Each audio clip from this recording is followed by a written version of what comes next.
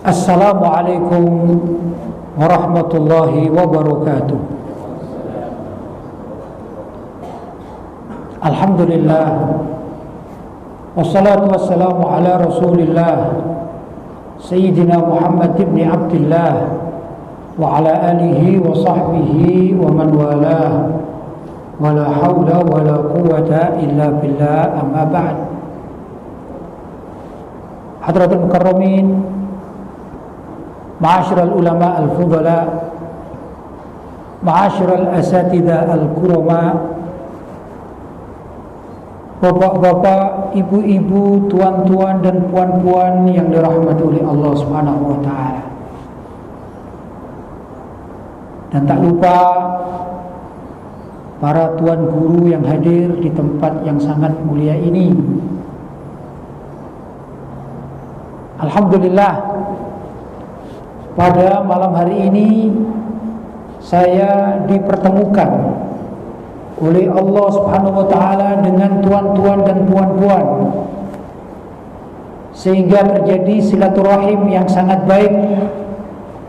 Semoga amalan yang baik ini, yaitu silaturahim di antara kita, ditetapkan oleh Allah Subhanahu wa taala hingga kelak di hari dimintai pertanggungjawaban oleh Allah, dan kita sebagai orang-orang yang ahli bercinta di jalan Allah Subhanahu wa taala.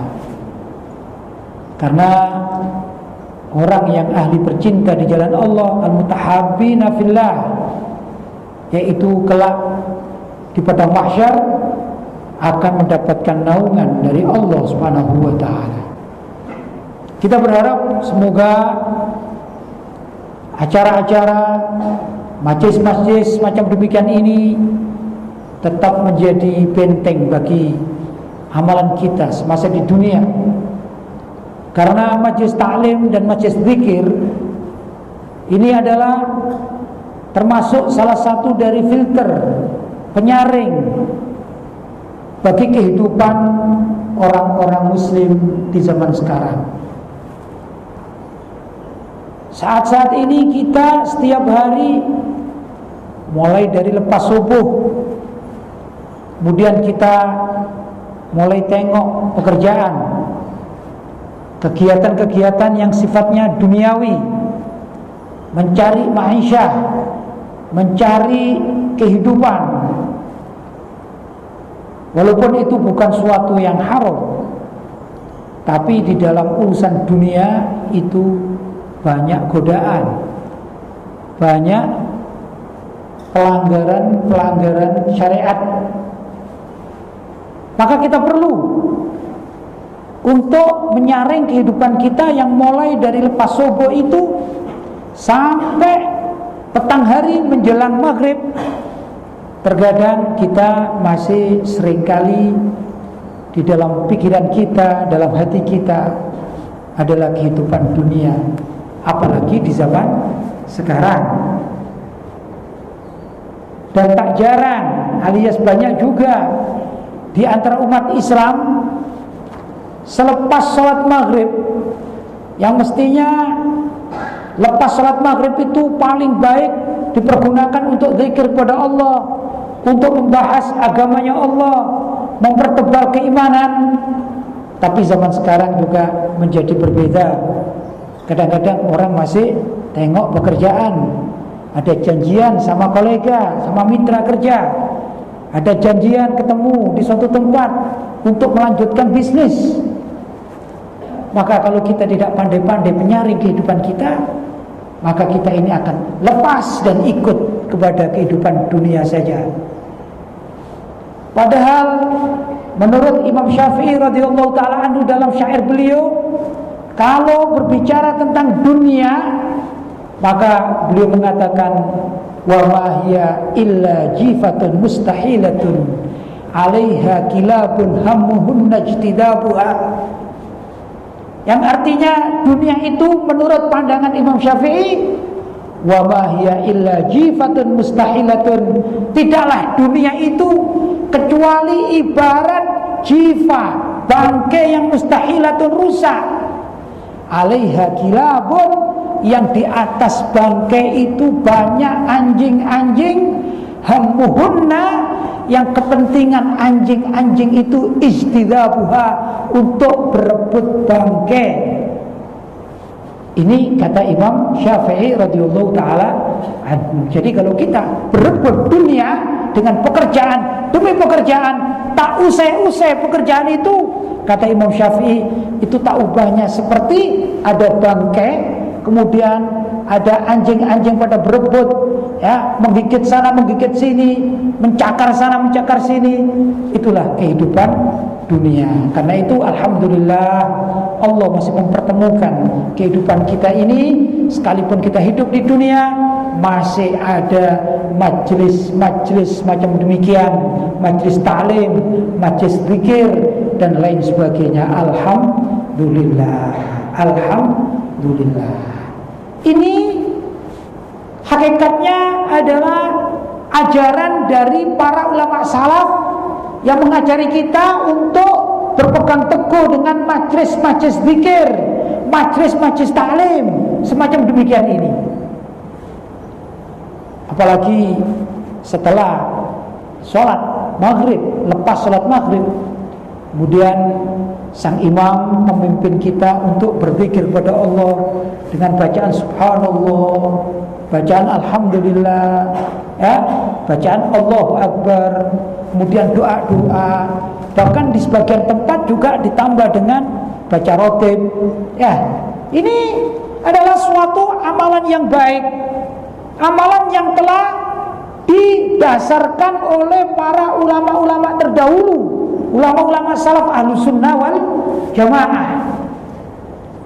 Dan alhamdulillah kita orang-orang Melayu ini sebagian dari kita mempunyai keterkaitan dan terikatan dengan majlis-majlis yang lain. Majlis zikir, ada majlis sholawat, majlis maulid nabi, ya, majlis misalnya rotib, al-haddad, al-attas dan lain sebagainya.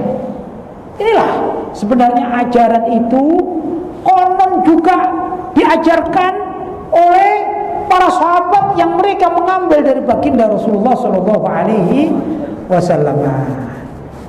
Salah satu contoh majlis zikir, ya, di dalam riwayat Imam Bukhari dan Muslim itu ada keterangan demikian, bahwa membaca zikir dengan suara keras, suara lantang, di dalam riwayat tersebut dulu sudah diamalkan di zaman para sahabat tatkala Nabi bersama dengan mereka. Dan orang-orang kampung kalau ingin tahu bahwa Nabi dan para sahabat itu selesai apa belum sholat berjamaahnya, itu mereka mendengarkan suara zikir dengan suara yang keras, macam subhanallah, subhanallah, subhanallah, subhanallah, alhamdulillah, alhamdulillah, alhamdulillah, Allahu Akbar, Allahu Akbar, Allahu Akbar. Nah, kalau sudah dengar demikian, itu orang-orang kampung pada tahu, oh berarti Nabi Muhammad SAW dan para sahabatnya sudah selesai atau lepas sholat maghrib, lepas sholat isya, lepas sholat subuh dan seterusnya. Ini amalan yang sangat luar biasa. Berarti orang zikir berjamaah bersama-sama, ya, yang kita juga mengamalkan pada setiap habis sholat, lepas sholat, itu bukan karangan orang yang baru-baru sekarang ini, ulama-ulama sekarang, bukan. Tapi ini ada di dalam hadis riwayat Imam Bukhari dan Muslim. Artinya Nabi pun mengamalkan hal yang sama. Walaupun sekarang ma'asyarul muslimin ada kelompok-kelompok, ya, yang mengatakan kamu zikir berjamaah dengan suara keras, ini tak ada dalilnya, ini bid'ah, ini sesat. La haula wala quwwata illa billahil aliyil azim. Ini kelompok ini tidak baca hadis riwayat Imam Bukhari dan Muslim bahwa Nabi pun dan para sahabat radhiyallahu taala anhu itu mengamalkan zikir dengan suara keras dan berjamaah. Karena Nabi kalau sholat selalu berjamaah. Nabi adalah orang yang selalu menganjurkan sholat berjamaah. Bahkan di dalam hadis-hadis Nabi Muhammad SAW diterangkan, beliau mengatakan tentang masalah sholat berjamaah, segala sesuatu dilakukan berjamaah. Kata Nabi, kalau boleh, kalau mungkin, tatkala iqamah dikumandangkan, kata beliau, ya, tatkala iqamah dikumandangkan, maka sebelum beliau sholat, inginnya beliau datang ke kampung-kampung, ke rumah-rumah penduduk, dan kalau ada di antara orang-orang yang hidup di kampung-kampung itu tak ikut sholat berjamaah, rasanya, kata Nabi, kalau bisa aku akan bakar rumahnya, kata Nabi. Kenapa demikian? Karena pentingnya berjamaah, termasuk sholat. Nah, usai sholat berjamaah, Nabi SAW justru dengan para sahabat berbaca atau membaca zikir-zikir dengan suara jahar, dengan suara keras. Inilah amalia yang diikuti oleh para ulama dan masyarakat Ahlus Sunnah wal Jamaah. Alhamdulillah. Walaupun orang-orang lain macam orang-orang Wahabi, ya, orang-orang Salafi mengatakan itu tak ada dalilnya, berarti mereka belajarnya belum sampai pada bab ini. Ya, kasihan mereka belum sampai pada bab ini karena tak tahu dengan hadis-hadis yang macam demikian. Bahkan ma'asyal muslimin, suatu saat Nabi SAW berjalan dengan sahabatnya. Kemudian di dalam riwayat Al-Imam Al-Baihaqi radhiyallahu ta'ala anhu itu diterangkan, suatu saat Nabi berjalan dengan sahabatnya, tiba-tiba Nabi melalui sebuah surau atau musola atau masjid. Kemudian terdengar suara keras, ada orang yang berdoa kepada Allah dengan suara yang merintih. Ya mungkin macam, ya Allah ampunilah kami, ya Allah, macam demikian, ya. Allah maghfir lana wa liwalidina, macam semacam itu. Suara dengan suara keras, sehingga suaranya ini terdengar dari luar surau. Maka ada sahabat Nabi yang bertanya atau memberitahukan kepada Nabi. Kata sahabat itu mengatakan, ya Rasulullah, tidakkah engkau dengar suara orang merintih di dalam masjid atau di surau? Tidakkah engkau dengar ya Rasulullah? Jangan-jangan orang itu riya, pamer, karena dia berdoa kepada Allah, dia berzikir kepada Allah dengan suara yang lantang, yang keras, sehingga kita-kita yang di luar masjid jadi dengar. Kata sahabat itu mengadu kepada Rasulullah SAW. Tapi apa jawab beliau? Lah, bukan. Dia ini bukan pamer, dia bukan riya, bukan menampakkan diri kepada kita, bukan. Innahu Allah.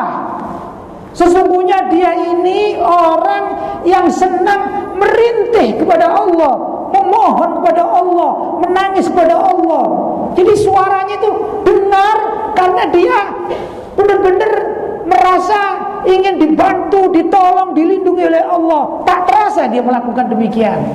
Itu orang ikhlas. Ternyata orang zikir dengan suara keras dilakukan di zaman Rasulullah Sallallahu Alaihi Wasallam.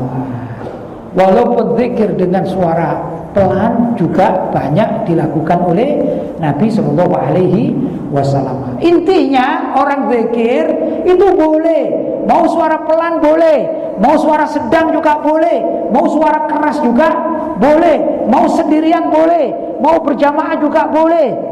Ini adalah ajaran zikir kepada Allah Subhanahu wa taala sesuai dengan mazhab yang diajarkan oleh para ulama Ahlus Sunnah wal Jamaah. Wadhkurullaha qiyaman wa qu'udan wa 'ala junubikum. Wadhkurullaha, zikirlah kepada Allah qiyaman, tatkala engkau berdiri, terserah engkau berdiri dalam salat boleh, engkau jalan-jalan juga boleh. Ya, engkau lagi di tengah pekerjaan, yang punya sawah misalnya, dia lagi mengolah sawahnya, berzikir boleh. Qiyaman, dalam keadaan berdiri. Wa qu'udan, engkau dalam keadaan duduk. Mau duduk sendirian boleh, di mobil sambil membawa kereta boleh, di kantor duduk boleh, tak ada larangan. Qiyaman, mau berjamaah boleh, dengan suara pelan boleh, apalagi dengan suara keras, macam orang malam Idul Fitri, ya, orang bertakbir, Allahu Akbar, Allahu Akbar, Allahu Akbar, berjamaah. Suaranya keras enggak? Keras. Apa itu haram? Oh enggak. Ada dalilnya. Boleh. Berdiri boleh, duduk boleh. Bahkan wa ala junubikum, kalian terlentang tidur boleh zikir kepada Allah. Mau suara keras boleh, asalkan tak ganggu, ya, tak mengganggu keluarga yang tidur, tak mengganggu masyarakat yang ada. Boleh. Mau pelan dengan zikir, bertasbih dalam keadaan tiduran boleh. Allah tak pernah larang, Rasulullah tak pernah larang. Hanya zaman sekarang susah, repot, yang melarang orang Wahabi, ya. Nabi tak larang, Rasul tak larang, Allah tak larang. Tapi kadang-kadang ada orang yang melarang, katanya, itu kamu bagaimana mau zikir, Allah itu sudah dengar, engkau dengan suara pelan sudah dengar. Tapi Nabi SAW mengizinkan para sahabatnya berzikir dengan suara keras. Boleh. Karena itu, tatkala kita ingin mengadakan kegiatan-kegiatan bersama, ya, apa? Mau baca sholawat, boleh. Yang penting dengan cara yang baik. Ini utamanya. Masyaallah muslimin, zaman sekarang memang zaman sudah fitnah. Banyak fitnah di mana-mana, ya. Di Malaysia banyak fitnah. Di Indonesia banyak fitnah. Aliran-aliran yang tak sedap, aliran-aliran yang suka membuat gaduh, itu juga banyak. Nah, kita gimana warga Ahlussunnah wal Jamaah? Maka kita perlu untuk bersatu, untuk bergandeng tangan, untuk bersama-sama melestarikan alias menjaga akidah yang dulu diajarkan oleh para ulama-ulama salaf terdahulu. Yang mana tatkala Nabi SAW menerangkan tentang suatu zaman atau di akhir zaman akan terjadi perpecahan yang sangat luar biasa di dalam tubuh umat Islam, yang mana dahulu kala orang-orang Yahudi itu juga terpecah belah menjadi 71 golongan, kemudian orang Nasrani terpecah belah menjadi 72 golongan, dan umat Islam di akhir zaman akan terpecah menjadi 73 golongan. Kulluhum finnar. Semua itu 73 golongan di neraka, kata Nabi, illa kecuali wahidan, kecuali hanya satu yang masuk surga, yaitu al-firqatun najiyah, golongan yang selamat, golongan yang aman, yang terlindungi. Tatkala Nabi tanya, ya Rasulullah, sekian banyak orang akan masuk neraka, sekian banyak orang itu tersesat, terus bagaimana? Siapa yang menjadi kelompok yang selamat ini, yang benar, an-najiyah? Maka beliau mengatakan, ma ana alaihi wa ashabi, yaitu kelompok yang aku pun melakukan semacam itu bersama dengan para sahabatku. Jadi kalau Nabi tadi mengamalkan dan mendengarkan para sahabat untuk berzikir secara keras berjamaah, maka kelompok-kelompok Ahlussunnah wal Jamaah sampai detik ini melestarikan, berpegang teguh, ya, menjaga amalia zikir berjamaah, tentunya dengan dalil-dalil dari contoh Nabi Muhammad sallallahu alaihi wasallam dan para sahabatnya. Kita wajib melestarikannya. Dan alhamdulillah tadi saya mendengarkan imam masjid sudah melakukan hal yang benar, yaitu usai memimpin atau menjadi imam sholat maghrib, lepas itu membaca zikir berjamaah. Yang demikian mari kita jaga di suruh-suruh milik kita, masjid-masjid taklim milik kita, masjid-masjid yang kita rawat, masjid yang kita aktif di dalamnya. Jangan sampai lepas.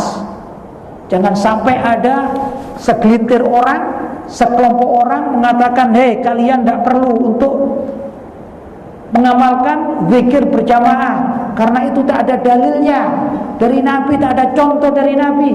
Allah cukup dengan suara pendek, dengan suara pelan. Oh, tak begitu. Karena kita berdalil dengan hadis sahih yang diriwayatkan oleh Imam Bukhari dan Imam Muslim, ada di situ. Jelas ya? Ini penting sekali, penting sekali. Nah, melestarikan ajaran ulama-ulama salaf ini perlu dikembangkan.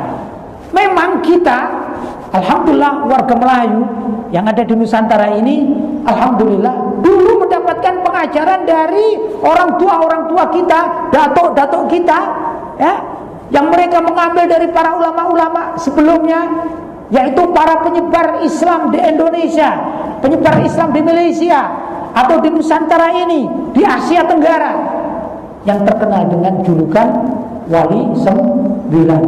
Mereka ini adalah penganut ahlu sunnah wal jamaah. Mereka yang mengajari kita untuk sholat dengan zikir.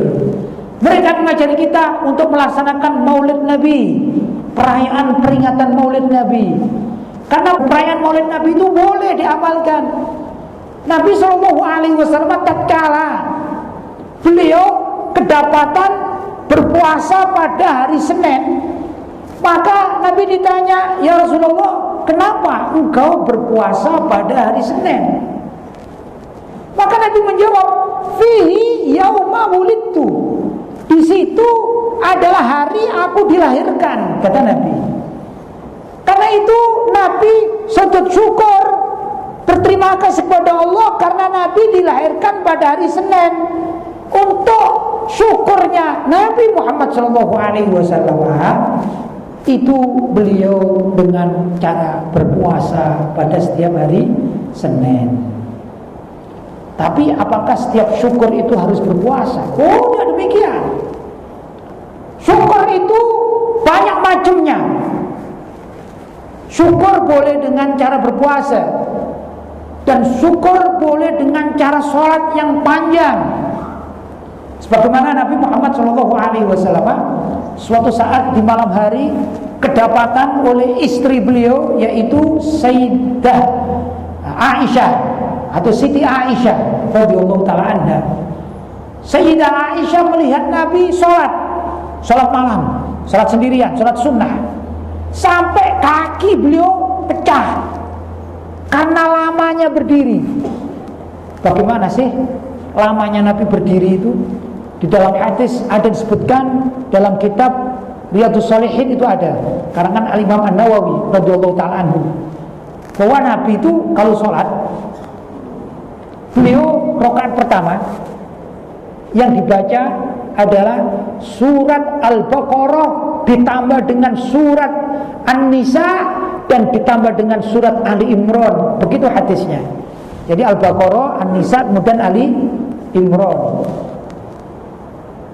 Itu kalau saya hitung-hitung ya macam 5 juz.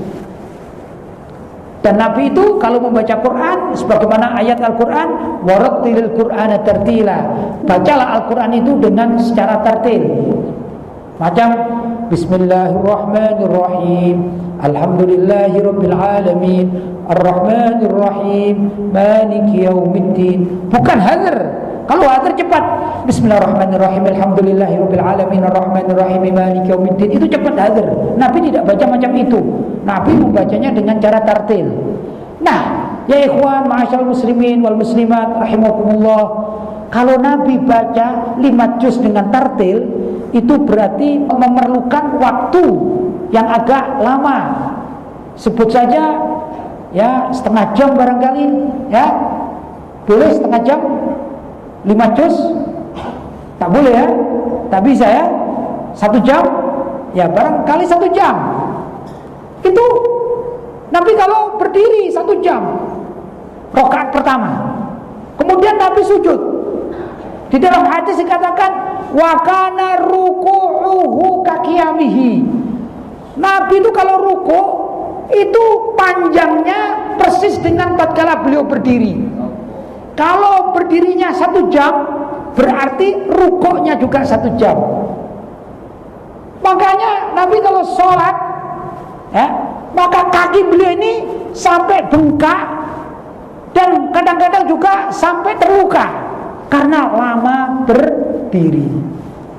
Kata Sayyidah Aisyah, sang istri tercinta yang merasa kasihan dengan suaminya, maka Sayyidah Aisyah mengatakan, ya Rasulullah, tidakkah engkau ini adalah seorang hamba yang diberi kedudukan tinggi di hadapan Allah? Engkau belum berbuat apa-apa, engkau sudah diampuni oleh Allah SWT. Dan engkau ini manusia yang suci, bersih, tak ada yang namanya celah. Tapi kenapa ya Rasulullah engkau melakukan ibadah semacam demikian itu?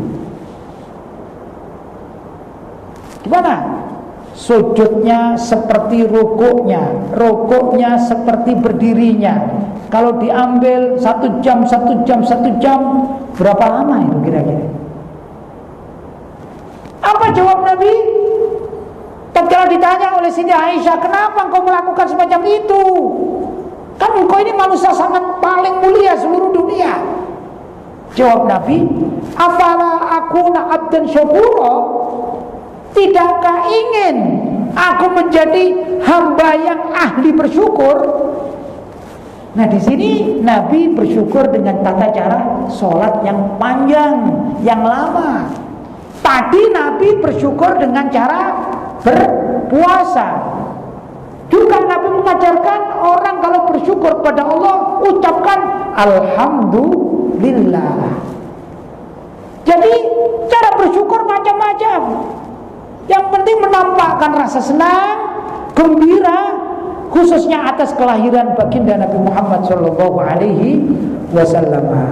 Ya, maka ulama-ulama ahli sunnah wal jamaah mengajarkan pada kita salah satu bentuk amalia yang baik, yaitu peringatan Maulid Nabi Muhammad SAW. Dan orang yang hadir Maulid, orang yang membuat maulid, orang yang melaksanakan maulid, ulama yang menulis tentang maulid, itu tatkala menulis, tatkala melaksanakan, tatkala mengucapkan ya Nabi salam alaika, juga dengan rebana, alat-alat musik yang diperkenankan oleh Islam, macam rebana, dufuf, itu halal. Maka orang yang sedang mendendangkan suara-suara indah dengan syair-syair yang sangat indah, sesungguhnya mereka hatinya dalam keadaan berbahagia, bergembira. Tak mungkin orang yang sedang susah, ya.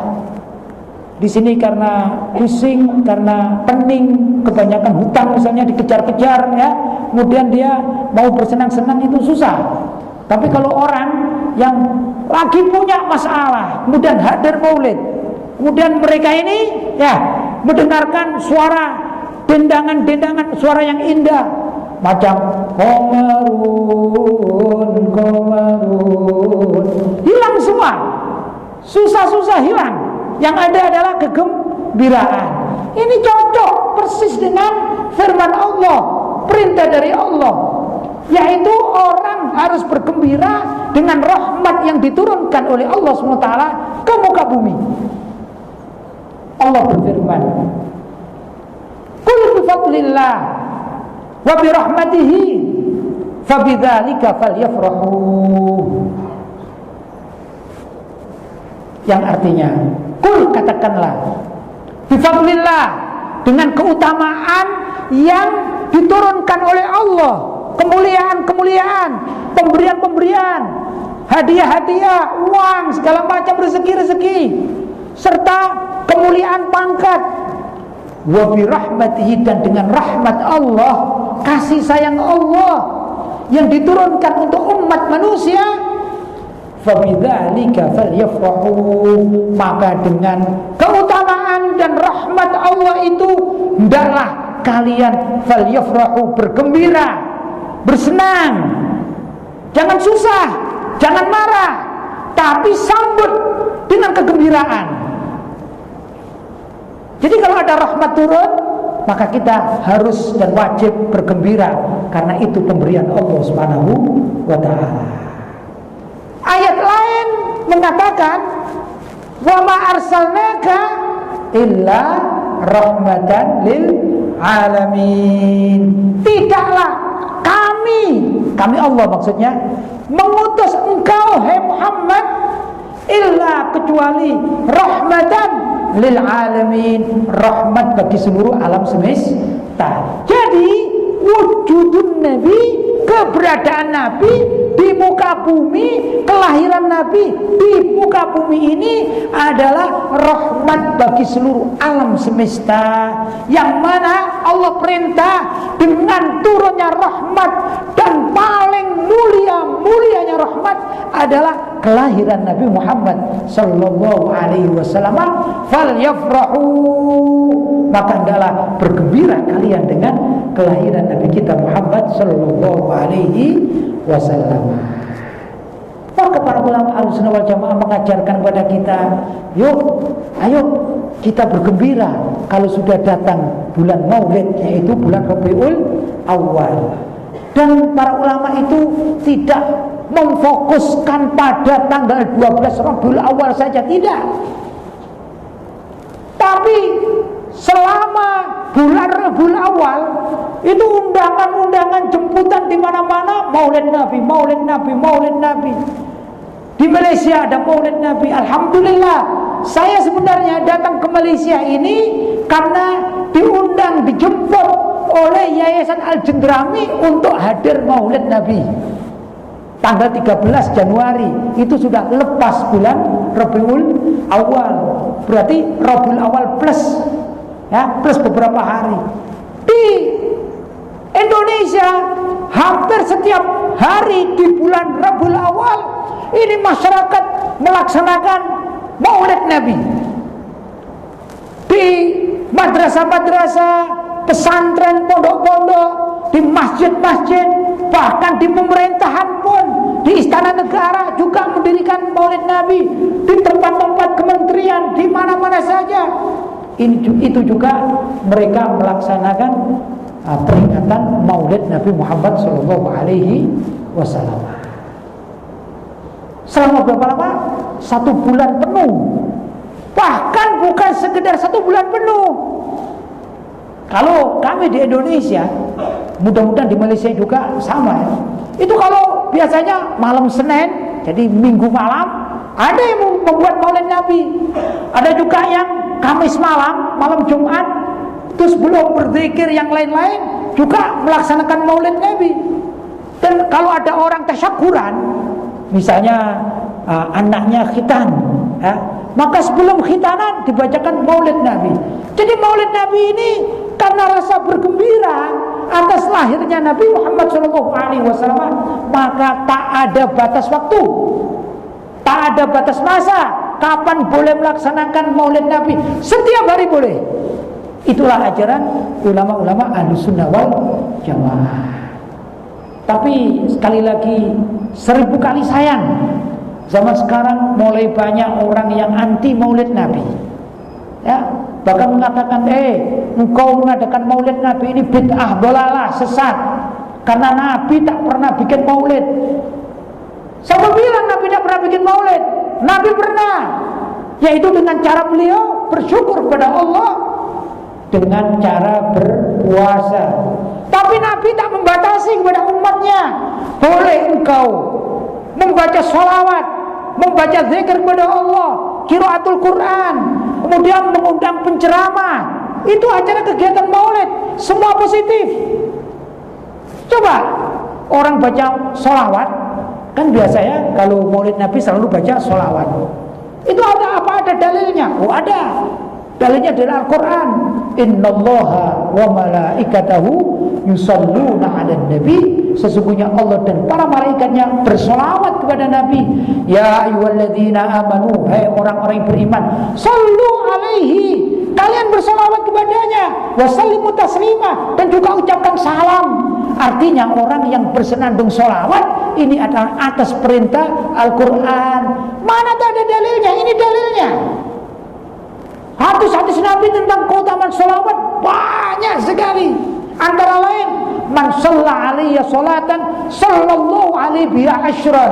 Siapa orang yang bersolawat kepadaku satu kali, maka Allah berkenan untuk memberikan rahmat kepadanya dengan 10 kali rahmat. Salawat dari Allah artinya rahmat dari Allah Subhanahu wa taala. Padahal orang mengadakan Maulid Nabi berapa kali bersolawat? Ya Nabi salam alaika, 1. Ya Rasul salam alaika, 2. Ya Habib salam alaika, 3. Salawatullah alaika, 4. Itu aja sudah 4. Berarti Allah menurunkan rahmat kali 10, 4 kali 10, 40. Gimana dengan satu kegiatan maulid yang banyak salawat-salawat? Inilah keutamaan apa yang diajarkan oleh para ulama Ahlussunnah wal Jamaah. Karena itu kita tak perlu takut ya dituduh bid'ah oleh orang-orang Wahabi. Biarkan saja mereka mengatakan kita bid'ah. Kata orang Indonesia ada peribahasa Indonesia, biarkan anjing menggonggong, kafilah tetap berjalan. Biarkan Wahabi menggonggong, Maulid Nabi tetap berjalan. Ya, terus saja kita berjalan. Karena itu ajaran dari para ulama salaf. Dan para ulama salaf juga berpegang teguh dengan Al-Quran. Mereka mempunyai pemahaman-pemahaman yang luar biasa. Karena itu di dalam akidah Islamnya ada sumber-sumber yang perlu diambil sebagai dalil dalam kehidupan umat manusia. Pertama adalah Al-Quran.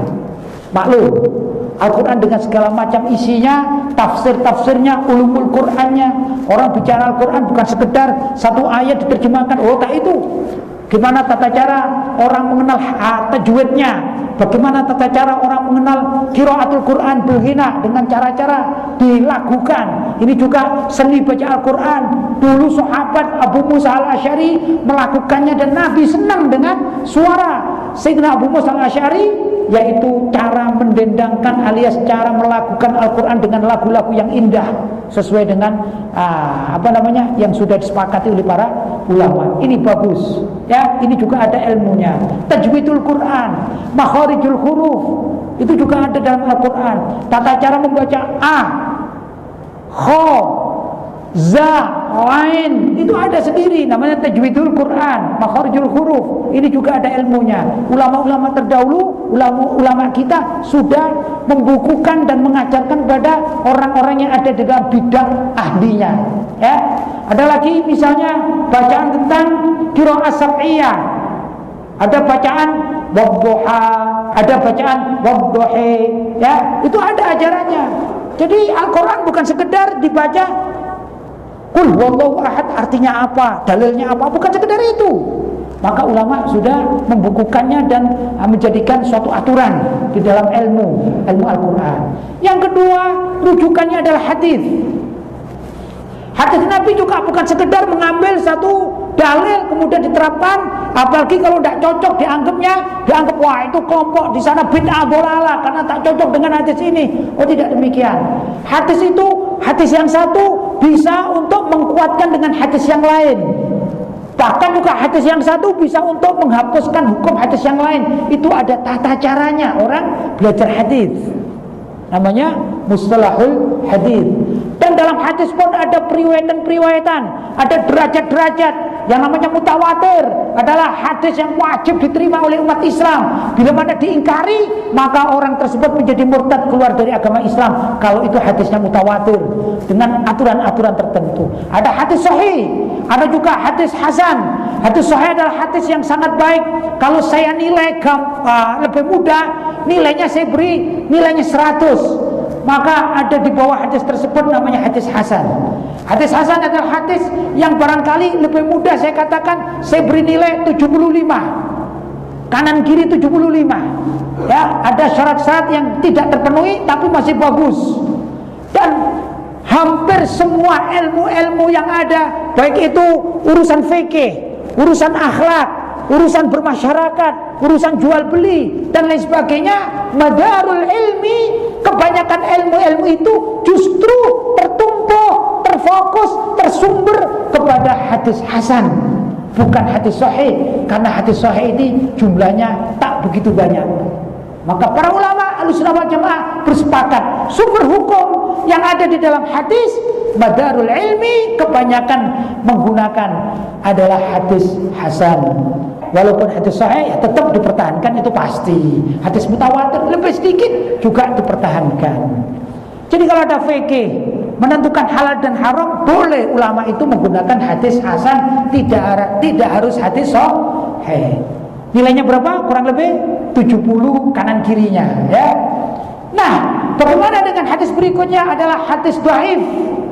Hadis dhaif adalah hadis yang nilainya lebih mudah saya katakan adalah kanan kiri 50. Boleh turun sedikit 40, boleh naik sedikit 60. Yang tak boleh itu, yang tak boleh diamalkan adalah hadis palsu, yaitu hadis yang nilainya kosong, tak ada nilainya karena buat-buatan, bikin-bikinan orang sekarang, palsu.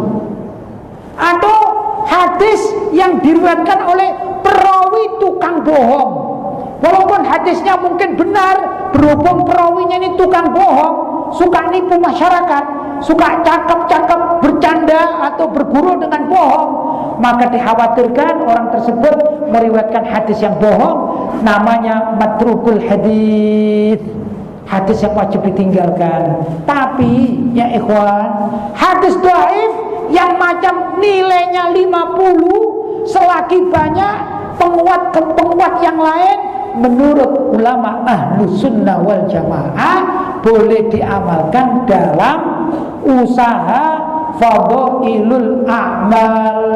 Fadhailul a'mal itu keutamaan amal yang bukan urusan halal dan haram, tapi sunnah-sunnah. Macam kita pernah dengar suatu saat Sayyidina Ali bin Abi Thalib mengikuti lomba yang diadakan oleh Rasulullah SAW. Ringkas lombanya itu, siapa di antara kalian, hai sahabat-sahabatku, yang bisa menghatamkan surat Al-Quran, atau Al-Quran ini penuh 30 juz, ya, penuh 30 juz, siapa yang paling cepat untuk membacanya? Maka para sahabat radhiyallahu ta'ala anhum, mereka berlomba-lomba untuk membaca Al-Quran mulai Alif Lam Mim sampai akhir di masjid.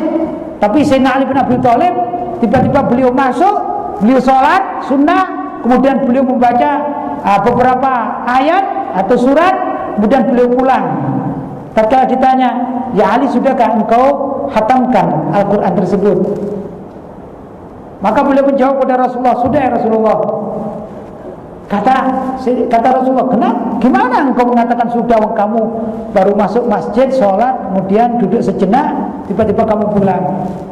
Ya Rasulullah, saya dengar engkau mengatakan bahwasanya orang yang membaca surat Al-Ikhlas itu pahalanya seperti thuluthul Quran, sepertiga dari Al-Quran. Jadi kalau aku membaca 3 kali surat Al-Ikhlas, itu pahalanya sama dengan membaca surat Al-Quran penuh, maka aku sudah selesai. Ini kan urusan sunnah, urusan sunnah, tak ada kaitannya dengan halal dan haram. Andai kata ini hadisnya dhaif, tetap boleh diamalkan karena urusan sunnah, tak ada kaitannya dengan halal dan haram. Itulah ajaran ulama Ahlussunnah wal Jamaah. Tapi tetap saja keterangan dari para ulama Ahlussunnah wal Jamaah ditolak oleh kelompok-kelompok yang anti maulid, oleh kelompok-kelompok yang anti zikir berjamaah, yang lebih mudah dikatakan para pengikut Syekh Muhammad bin Abdul Wahab An-Najdi dari Najd, atau juga orang-orang Wahabi begitu, Salafi Wahabi. Mereka menolak hadis dhaif menurut mereka semuanya namanya palsu. Na'udzubillahi min dzalik. Jadi tidak pernah menghormati usaha dan amalia para ulama salaf terdahulu. Ini kelompok-kelompok itu. Kita alhamdulillah warga Ahlussunnah wal Jamaah bisa mengamalkan hadis mutawatir, hadis sahih, hadis hasan dan hadis dhaif selagi hadis dhaifnya bukan matrukul hadis, yaitu hadis yang wajib ditinggal, dan bukan hadis yang maudhu, yang palsu, tapi ada kriteria tertentu. Ini adalah bagian yang kedua, sumber hukum bagi umat Islam. Bagian yang ketiga adalah ijma', kesepakatan para sahabat, kesepakatan para tabi'in, kesepakatan para ulama-ulama salaf. Kesepakatan itu menjadi sumber hukum. Ijtihad para ulama termasuk dari kategori yang disepakati. Kalau ada perselisihan namanya khilafiyah furu'iyah, yang disepakati adalah disepakati. Seperti ulama-ulama Ahlussunnah wal Jamaah mengatakan bolehnya umat Islam ziarah kubur, maka ada kesepakatan dari para ulama. Mazhab 4 macam mazhab Hanafi, mazhab Maliki, mazhab Syafi'i dan mazhab Hambali, mereka menganjurkan seseorang itu untuk berziarah kubur, berziarah makom dari orang-orang yang sudah meninggal dunia. Ini kesepakatan. Nah, kesepakatan para ulama ini juga termasuk sumber hukum. Jelas ya? Yang terakhir adalah kias. Siapa yang mengkias? Apa itu kias? Kias adalah menyerupakan, menyamakan suatu kondisi yang dulu dikerjakan dengan yang sekarang ada, tapi belum ketemu dalilnya, tidak ada Al-Qur'annya, tidak ada hadisnya, ijma' pun tidak mengatakan semacam itu, belum ketemu, maka dikiaskan. Contoh yang paling mudah, contoh Nabi SAW memperingati maulid nabinya dengan cara berpuasa. Berpuasa adalah ibadah sunnah, bukan wajib. Berpuasa di hari Senin adalah ibadah sunnah, bukan wajib. Ini perlu dicatat. Maka orang bersedekah tatkala melaksanakan maulid Nabi, sedekah juga hukumnya sunnah. Memberikan suguhan-suguhan di acara maulid Nabi, ini juga tasyakur. Orang kepingin syukur kepada Allah. Dia mengatakan, aku punya kelebihan uang, kelebihan harta, maka aku sedekahkan untuk acara maulid Nabi. Kalau Nabi berpuasa juga sunnah, aku pun bersedekah juga sunnah, dikiaskan. Orang yang tidak bisa bersedekah dengan uangnya, maka dia bersedekah dengan ilmunya. Ada orang yang ceramah menerangkan bagaimana kehidupan Nabi, bagaimana sejarah sirah, sehingga menjadikan orang itu cinta dengan Nabi SAW. Itu juga sedekah. Orang berselawat, ini perintah dan sunnah. Pokoknya semua amalan yang ada dalam peringatan maulid Nabi, hakikatnya ada dalil-dalil yang mengikat. Nah, kalau itu dikumpulkan dalil-dalil itu, maka itulah yang dikatakan peringatan maulid Nabi Muhammad SAW. Dikiaskan dengan apa yang dilakukan oleh Nabi tatkala Nabi berpuasa pada hari Senin. Nah, kias macam demikian ini termasuk adalah salah satu dari sumber hukum yang harus atau diterima, yang wajib diterima oleh umat Islam Ahlussunnah wal Jamaah. Biarkan saja orang-orang luar tidak mau ikut apa yang telah ditentukan oleh para ulama Ahlussunnah wal Jamaah di dalam berkias, di dalam mengambil hukum, yaitu dengan Al-Quran, Mushaf Utsmani yang 30 juz, atau dengan hadis-hadis Nabi yang diriwayatkan oleh para imam-imam hadis, khususnya kutubus sittah, antara lain Imam Bukhari, Imam Muslim, Imam Tirmidzi, Imam Abu Dawud, Imam Ibnu Majah, Imam Ahmad bin Hanbal, Imam Tirmidzi dan lain sebagainya. Ya, antara lain semacam itu. Imam Malik juga punya hadis-hadis. Ini diterima oleh ulama-ulama Ahlussunnah wal Jamaah. Kemudian ijma' yang biasanya terangkum dalam kitab-kitab fikih ala arba'atil madzhab, menurut 4 mazhab yang sudah diakui seluruh dunia, yaitu mazhab apa? Hanafi, Maliki, Syafi'i dan Hambali. Jelas ya? Tapi berhubung kita hidup di Melayu, ya dah, kita sebagai warga Melayu, ternyata orang tua kita dahulu, datuk kita dahulu itu mengajarkan mazhab Syafi'i untuk dipegang oleh warga Melayu, maka kita lestarikan, kita tetapkan, kita pertahankan fikih ala mazhab Imam Asy-Syafi'i sebagai panduan bagi amaliyah kita, baik tata cara sholat, tata cara zakat, tata cara berpuasa, tata cara haji dan lain sebagainya. Contoh misalnya, ini ajaran Imam Syafi'i ya, mazhab Syafi'i. Orang mau sholat masih membaca usolli fardal maghribi, kalimat usolli ya. Nah ini diingkari oleh orang-orang Wahabi, biar mereka ingkar. Terserah, yang penting kita berpegang teguh dengan mazhab Imam Asy-Syafi'i. Sudah, kias sudah selesai. Nah, ya ikhwan, hari-hari sekarang ini bukan sekedar orang-orang yang ingkar terhadap mazhab-mazhab itu, bahkan yang ingkar kepada Al-Quran. Ini ada Al-Quran yang kita baca 30 juz ya. Ini Al-Quran 30 juz.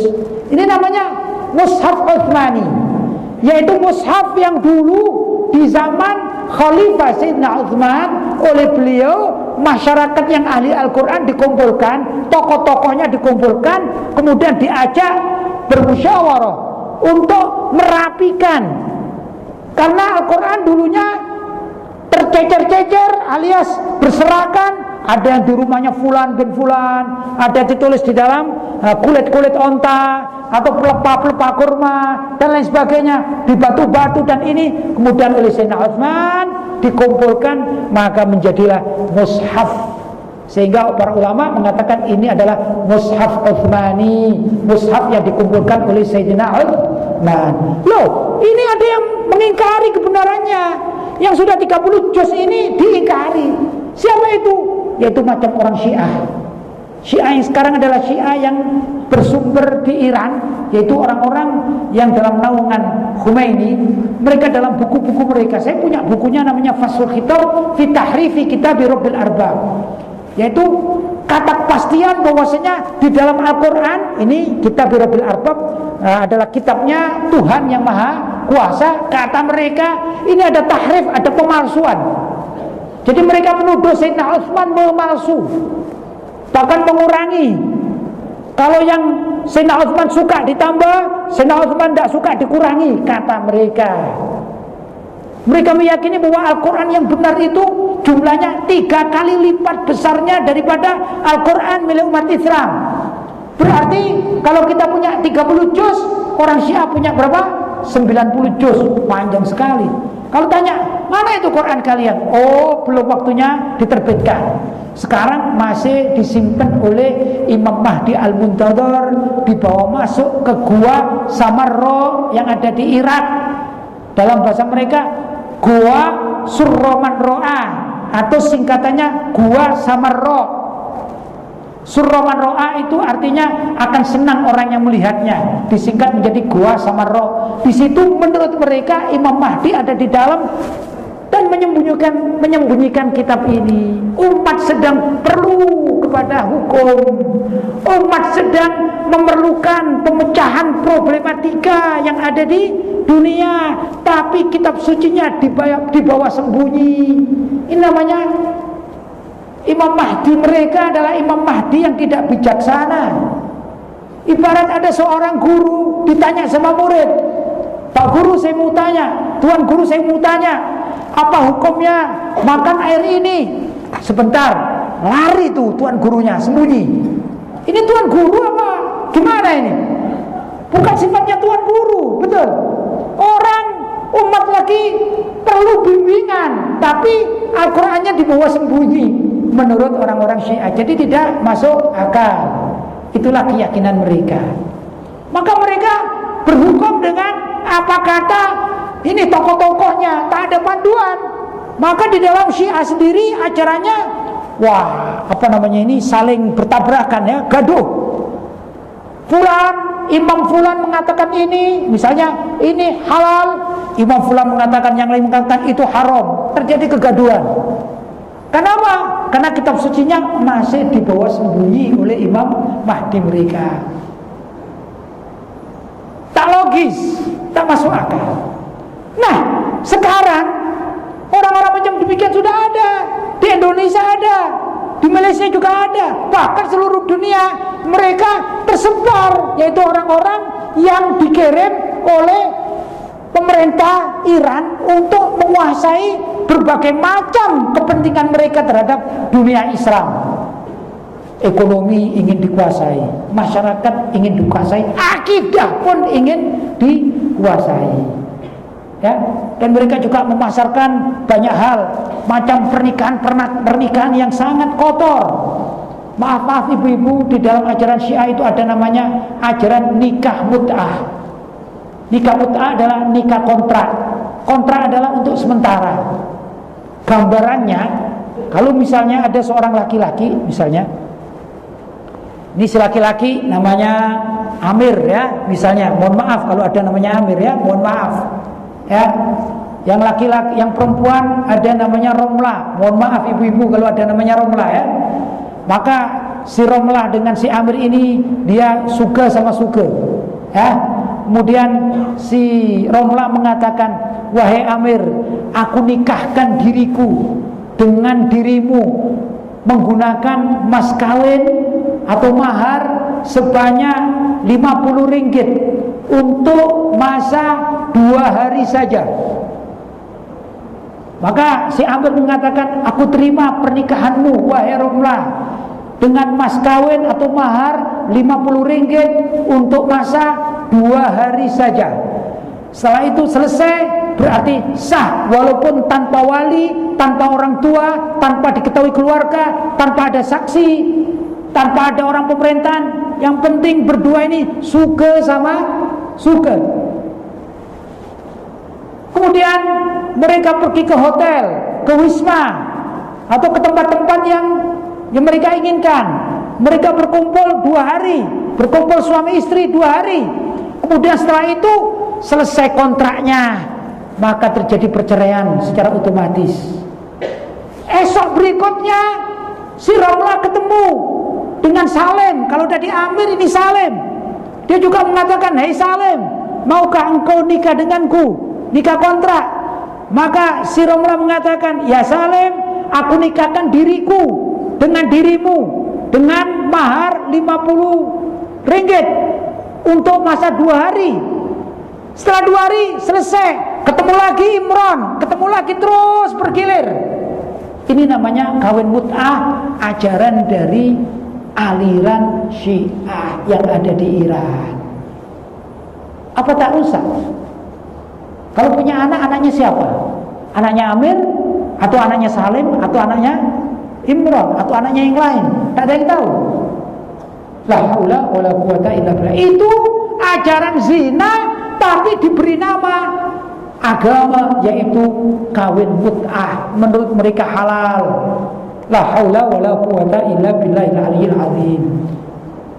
Bahkan di dalam kitab Al-Wasail atau Al-Wasilah karangan mereka itu dikatakan, maaf, dalam kitab Wasail Syiah, pengantar untuk memahami Syiah, itu disebutkan barang siapa yang nikah mut'ah sekali, maka dia akan mendapatkan pahala, derajat, makom seperti derajatnya Sayyidina Husain bin Ali bin Abi Thalib, cucunda Nabi Muhammad SAW. Siapa orang yang nikah mut'ah 2 kali, maka naik derajatnya seperti derajatnya Sayyidina Hasan bin Ali bin Abi Thalib, cucunda Nabi.